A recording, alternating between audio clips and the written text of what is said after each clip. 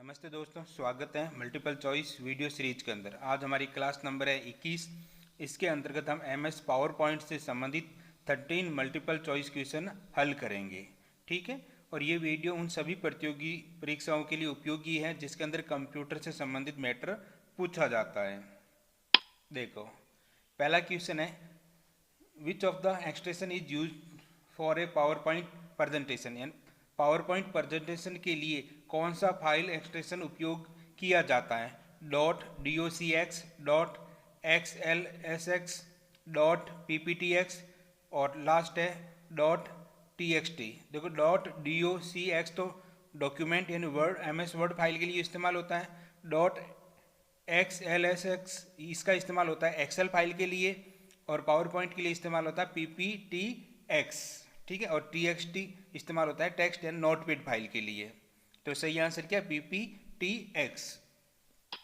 अगला देखो, MS power point में स्लाइड शो को शुरुआत से शुरू करने के लिए कौन सी शॉर्टकट की कुंजी का उपयोग किया जाता है। अगर आप एमएस पावर पॉइंट के अंदर प्रेजेंटेशन शुरू करना चाहते हो, वो भी शुरुआत से, तो उसके लिए आप कौन सी शॉर्टकट की का इस्तेमाल करोगे। F5 का इस्तेमाल करोगे, या शिफ्ट के साथ F5 दबाओगे, F7 का, या कंट्रोल प्लस F5 का। तो ध्यान रखा, पावर पॉइंट के अंदर स्लाइड शो अगर आपको करंट नहीं शुरुआत से शुरू करनी है तो इसका सही आंसर है F5।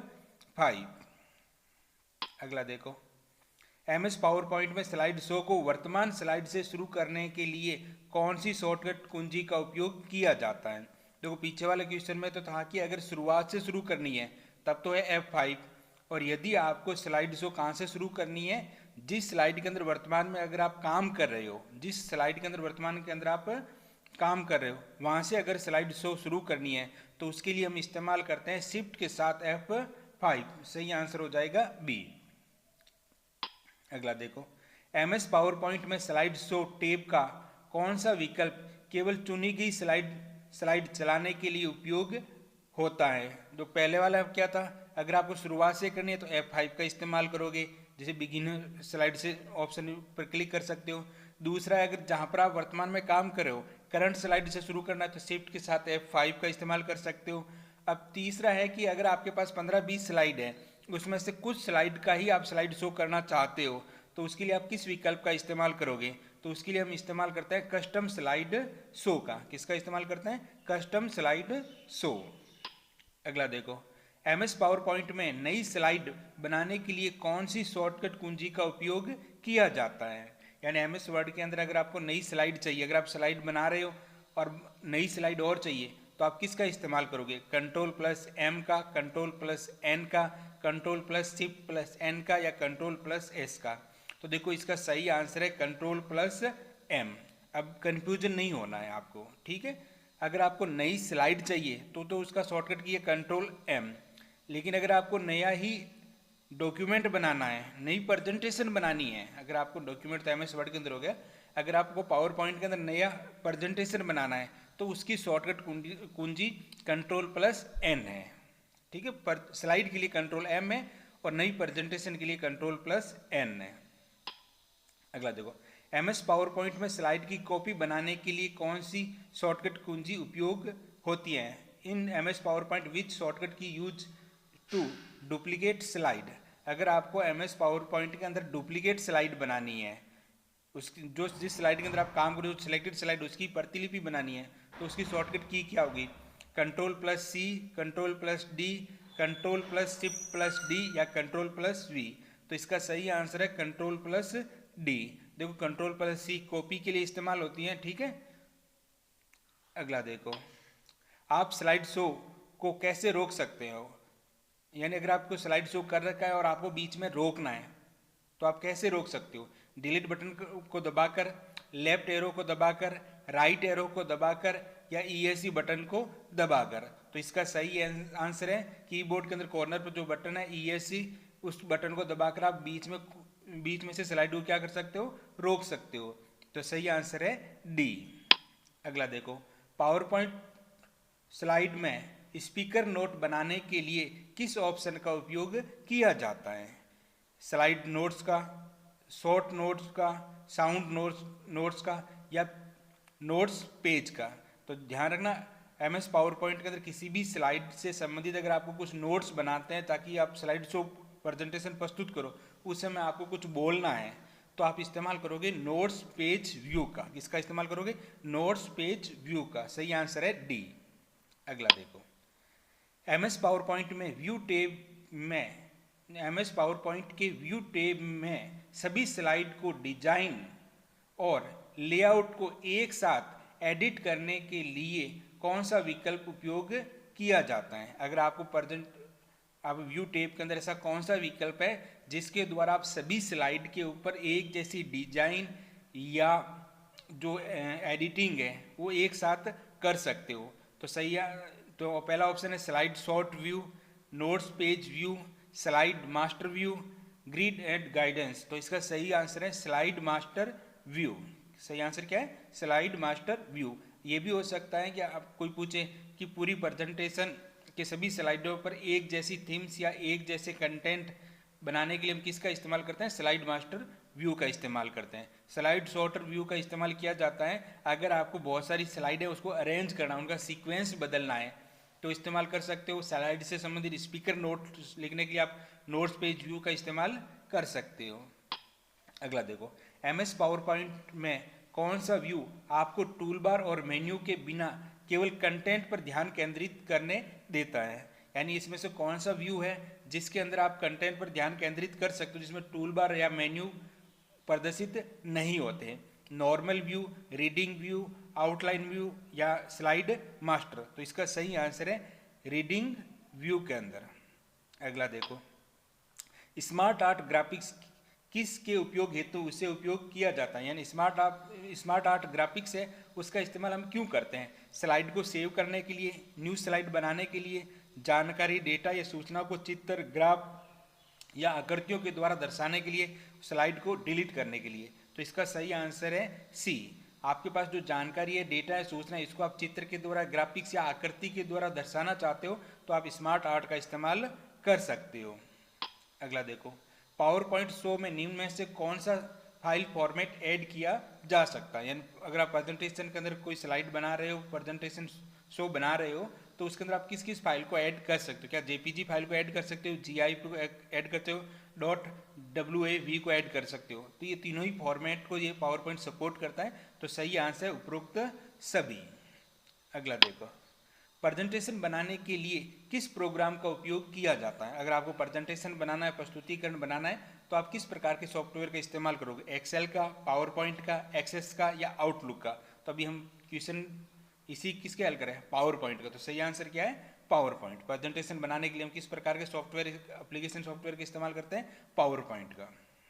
अगला देखो, रन डायलॉग बॉक्स से पावर पॉइंट को ओपन करने के लिए क्या लिखा जाता है? अगर आप रन डायलॉग बॉक्स के माध्यम से पावर पॉइंट को ओपन करना चाहते हो तो आप रन डायलॉग बॉक्स के अंदर कौन सा वर्ड या कौन सा कीवर्ड टाइप करोगे?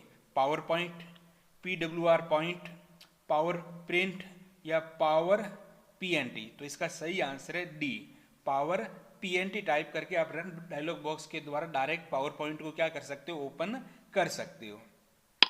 अगला देखो, पावर पॉइंट प्रेजेंटेशन में न्यू फाइल बनाने की शॉर्टकट कुंजी क्या है? अब ध्यान रखना, यहाँ पर ये न्यू स्लाइड का नहीं बोल रहा है, आपको नई फाइल बनानी है, नई न्यू प्रेजेंटेशन बनानी है। तो उसके लिए आप किस शॉर्टकट की का इस्तेमाल करोगे? Ctrl+M का, Ctrl+S का, Ctrl+N का या Shift+M का? तो इसका सही आंसर है Ctrl+N का इस्तेमाल करेंगे। Ctrl+M का इस्तेमाल नहीं करेंगे, किसका करेंगे? N का। M का इस्तेमाल करते हैं न्यू स्लाइड ऐड करने के लिए। अगला देखो, MS पावर पॉइंट में स्लाइड का डिफॉल्ट रूप से व्यू क्या होता है? यानी अगर MS पावर पॉइंट आप ओपन करते हो तो डिफॉल्ट रूप से किस व्यू के अंदर दिखाई देती है? स्लाइड शॉर्ट के अंदर, रीडिंग व्यू के अंदर, नोट्स व्यू के अंदर या नॉर्मल व्यू के अंदर? तो ये दिखाई देती है नॉर्मल व्यू के अंदर। अगला देखो, व्यू टैब में कौन सा विकल्प प्रेजेंटेशन को थंबनेल रूप में दिखाकर स्लाइड को पुनः क्रमित यानी पुनः व्यवस्थित करने की अनुमति देता है? यानी व्यू टैब के अंदर ऐसा कौन सा विकल्प है जिसका इस्तेमाल करके आप स्लाइड को पुनः व्यवस्थित कर सकते हैं, थंबनेल रूप में दिखाई देता है और आसानी से आपको पुनः क्रमित या व्यवस्थित कर सकते हो? नॉर्मल व्यू के अंदर, स्लाइड शॉर्टर व्यू के अंदर, नोट्स पेज के अंदर या आउटलाइन के अंदर? तो इसका सही आंसर है बी, स्लाइड सॉर्टर व्यू के अंदर। MS पावर पॉइंट में इनमें से कौन कौन से मास्टर व्यू होते हैं, यानी जो मास्टर व्यू है उसके अंदर कौन कौन से विकल्प होते हैं? Slide master, notes master, hand out master, all of those. तो इसमें ये सभी विकल्प होते हैं, तो सही आंसर क्या हो जाएगा? डी। अगला देखो, MS पावर पॉइंट में एक स्लाइड से दूसरी स्लाइड पर जाते समय इफेक्ट लगाने के लिए किस टेप का उपयोग किया जाता है? यानी MS पावर पॉइंट के अंदर जब आप एक स्लाइड से दूसरे स्लाइड पर जाते हो तो उस समय जो इफेक्ट लगाया जाता है उसके लिए आप किस टेप का इस्तेमाल करोगे? एनिमेशन टेप का, ट्रांजैक्शन टेप का, डिजाइन टेप का और स्लाइड शो टेप का। तो सही आंसर हो जाएगा बी, ट्रांजैक्शन टेप का। अगला देखो, MS पावर पॉइंट में स्लाइड पर टेक्स्ट या ऑब्जेक्ट में मूवेबल इफेक्ट लगाने के लिए किस टेप का उपयोग किया जाता है? अगर MS पावर पॉइंट के अंदर स्लाइड के ऊपर अगर आपने कोई भी टेक्स्ट है या कोई भी ऑब्जेक्ट है उसको चलचित्र के रूप में इस प्रकार के इफेक्ट लगाने के लिए आप किस टेप का इस्तेमाल करोगे? एनिमेशन टेप का, ट्रांजैक्शन टेप का, डिजाइन टेप का या स्लाइड शो का? तो इसका सही आंसर है एनिमेशन टेप का। किसका इस्तेमाल करेंगे? एनिमेशन टेप का। अगला देखो, MS पावर पॉइंट में ट्रांजैक्शन टेप में ट्रांजैक्शन इफेक्ट की अवधि यानी ड्यूरेशन सेट करने के लिए कौन सा विकल्प होता है? यानी अब ट्रांजैक्शन टेप जब एक स्लाइड से दूसरे स्लाइड पर हम जाते हैं तो उसमें जो ट्रांजैक्शन इफेक्ट लगता है वो कितने समय अवधि के लिए चलेगा? तो ये कैसे सेट या किस विकल्प के द्वारा सेट किया जाता है? इफेक्ट ऑप्शन के द्वारा, ड्यूरेशन बॉक्स के द्वारा, अप्लाई टू ऑल के द्वारा या प्रीव्यू के द्वारा? देखो, प्रीव्यू के द्वारा तो हम देखते हैं कि हमारा जो ट्रांजैक्शन वो किस प्रकार दिखाई देगा। अप्लाई ऑल का मतलब होता है कि ये जो हमने इफेक्ट लगाया वो सभी स्लाइडों के ऊपर लागू हो जाएगा। इफेक्ट ऑप्शन के अंदर क्या होता है, जो ट्रांजैक्शन के संबंधित और विकल्प हैं, है ना, डायरेक्शन है, इसके अलावा जो और विकल्प हैं वो आपको इफेक्ट ऑप्शन में मिलेंगे। तो इसका सही आंसर है ड्यूरेशन टेप। अगला देखो, MS पावर पॉइंट में एनिमेशन टेप में एनिमेशन के क्रम यानी ऑर्डर को नियंत्रित करने के लिए कौन सा विकल्प उपयोग होता है? यानी अगर आपको MS पावर पॉइंट के अंदर आप बहुत सारे एनिमेशन लगा रखे हैं, अगर उनका आप सीक्वेंस आगे पीछे करना चाहते हो, किसका? एनिमेशन का, ऑब्जेक्ट का नहीं। एनिमेशन जो ऑब्जेक्ट के ऊपर मान लो 5 एनिमेशन लगा रखे, अगर आपको उनका सीक्वेंस आगे पीछे करना है तो उनके लिए हम किसका इस्तेमाल करेंगे? ट्रिगर का, रीऑर्डर एनिमेशन का, ऐड एनिमेशन का या एनिमेशन पेन का? तो उसके लिए हम इस्तेमाल करते हैं एनिमेशन पेन का। अगला देखो, MS पावर पॉइंट में ट्रांजैक्शन टेब में कौन सा कमांड सभी स्लाइड पर एक जैसा ट्रांजैक्शन लगाने की अनुमति देता है? तो सिंपल सी बात, इफेक्ट ऑप्शन मैंने बता दिया, जिसके अंदर क्या होता है, अगर आपको ट्रांजैक्शन की जो दिशा है वो चेंज कर सकते हो या उससे संबंधित जो विकल्प होते हैं वो किसके अंदर? इफेक्ट ऑप्शन के अंदर आता है। रीऑर्डर होता नहीं है, अप्लाई ऑल। प्रीव्यू के अंदर तो वापस ट्रांजैक्शन देख सकते हैं किस प्रकार लागू होगा। अप्लाई ऑल के द्वारा आप सभी स्लाइड के ऊपर एक जैसा जो ट्रांजैक्शन लगा सकते हैं। अगला देखो, MS पावर पॉइंट में एनिमेशन टेब के किस ग्रुप में ऐड एनिमेशन बटन होता है? एडवांस एनिमेशन के अंदर, टाइमिंग के अंदर, प्रीव्यू के अंदर या एनिमेशन के अंदर? तो ध्यान रखना, जो ऐड एनिमेशन होता है वो एडवांस एनिमेशन ग्रुप के अंदर होता है। तो सही आंसर क्या? Advance animation. अगला देखो, MS पावर पॉइंट में एनिमेशन टेप के किस ग्रुप में स्टार्ट, ड्यूरेशन, डिले विकल्प होते हैं? MS पावर पॉइंट के एनिमेशन टेप के किस ग्रुप के अंदर आप स्टार्ट है, ड्यूरेशन है, डिले विकल्प होते हैं? प्रीव्यू के अंदर, टाइमिंग के अंदर, एनिमेशन के अंदर या एडवांस एनिमेशन के अंदर? तो ये सारे किससे संबंधित है? टाइमिंग से संबंधित है। तो ये किस ग्रुप के अंदर मिलेंगे आपको? टाइमिंग ग्रुप के अंदर मिलेंगे। अगला देखो, MS पावर पॉइंट में एनिमेशन टेप के विकल्प का उपयोग एक ही ऑब्जेक्ट पर एक से अधिक एनिमेशन लगाने के लिए उपयोग किया जाता है। एक तो देखो, आप डायरेक्ट क्लिक करके एक ऑब्जेक्ट पर एक एनिमेशन तो आप सीधा लगा सकते हो, लेकिन अगर आप एक ही ऑब्जेक्ट के ऊपर एक से अधिक एनिमेशन लगाना है तो आप किस विकल्प, एनिमेशन टेप के किस विकल्प का इस्तेमाल करोगे? एनिमेशन पेन का, ऐड एनिमेशन का, इफेक्ट ऑन एनिमेशन का, रीऑर्डर एनिमेशन का? तो इसके लिए हम इस्तेमाल करते हैं ऐड एनिमेशन। ऐड एनिमेशन के माध्यम से आप एक ही ऑब्जेक्ट या टेक्स्ट के ऊपर एक से अधिक एनिमेशन लगा सकते हो। अगला देखो, MS पावर पॉइंट में स्लाइड शो टेब में प्रत्येक स्लाइड के लिए समय अभ्यास या सेट करने के लिए कौन सा विकल्प उपयोग होता है। अगर आप चाहते हो MS पावर पॉइंट के अंदर प्रत्येक स्लाइड के अंदर हमें कितना टाइम रुकना है, एक स्लाइड के ऊपर कितना टाइम रुकना है, या उससे संबंधित आपको अभ्यास करना है, तो आप किस विकल्प का इस्तेमाल करो। Rehearsal timing, record slide show, setup slide या यूज प्रेजेंट व्यू। तो इसके हम इस्तेमाल करते हैं रिहर्सल टाइमिंग का, रिहर्सल टाइमिंग। अगला देखो, MS पावर पॉइंट में स्लाइड का साइज और थीम्स बदलने के लिए किस टैब का उपयोग किया जाता है। MS पावर पॉइंट के अंदर आपको स्लाइड की साइज बदलनी है या उसकी थीम्स बदलनी है, तो आप किस टैब का इस्तेमाल करोगे। स्लाइड शो टैब का इस्तेमाल करोगे, इंसर्ट टैब का इस्तेमाल करोगे, डिजाइन टैब का या एनिमेशन टैब का।